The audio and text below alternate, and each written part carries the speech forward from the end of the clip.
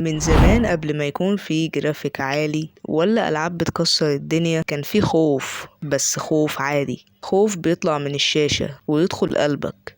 النهاردة هنرجع الشريط لورا ونسافر مع بعض في رحلة مرعبة، من أول لعبة رعب في التاريخ لحد أقوى لعبة رعب نزلت في آخر السنين. جهز أعصابك لأننا على وشك ندخل أعمق كوابيس صناعة الألعاب. السلام عليكم، أنا نينجا، وزي ما انتم شايفين ده فيديو جديد. أيوة، قطعنا كتير قوي عن القصص، مش بإيدي. المهم يلا بينا ندخل على الفيديو. سنة 1982 واللعبة تقدر تقول عليها إنها لعبة رعب، كانت هانتد هاوس على جهاز أتاري. جرافيك صفر، صوت شبه معدوم، لكن إحساس إنك ماشي في ظلام ومش شايف غير عينين شخصيتك ده لوحده كان كفيل ديك قشعريرة. دي كانت الشرارة الأولى اللي خلت المطورين يقولوا إحنا نقدر نخوف اللاعبين وبجد. المرحلة التانية هنا الدنيا اتغيرت. في 1992 طلع أول جزء من Alone in the Dark، اللعبة اللي حطت الأساس لكل ألعاب الرعب الحديثة. كاميرا ثابتة، موسيقى مرعبة، وزومبي بيهجم عليك بدون سابق إنذار. وبعدها سنة 1996 نزلت اللعبة اللي صنعت تاريخ كامل،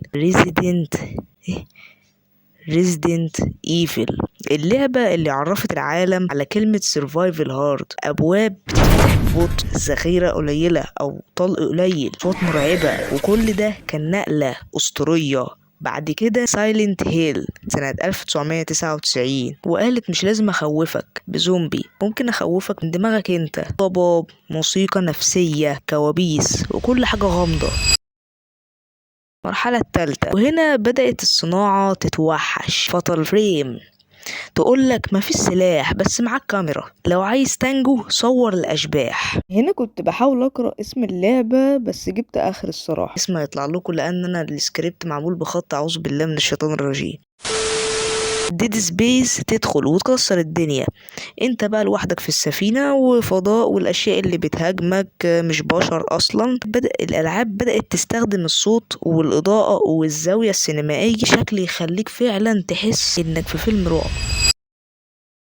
المرحلة الرابعة هنا الرعب دخل مرحلة جديدة تماما، امنيسيا ذا دارك، اللعبة اللي عملت كبار اليوتيوبرز، علمتهم ازاي يصرخوا على الكاميرا. مفيش سلاح، مفيش مكان آمن، لو العدو شافك انت انتهيت. بعدها اوت لاست، معاك كاميرا لكن البطارية بتخلص وانت محبوس مع مجانين بيجروا وراك، يعني كانت كابوس حرفيا. بعد كده ظهر بي تي الديمو اللي مكملش اللعبة اساسا، لكنه خوف العالم اكتر من العاب كاملة. يعني الجيل الجديد دخلنا على جيل الالعاب اللي شكلها بقى حقيقي وكده، لدرجة انك تنسى انها لعبة اساسا.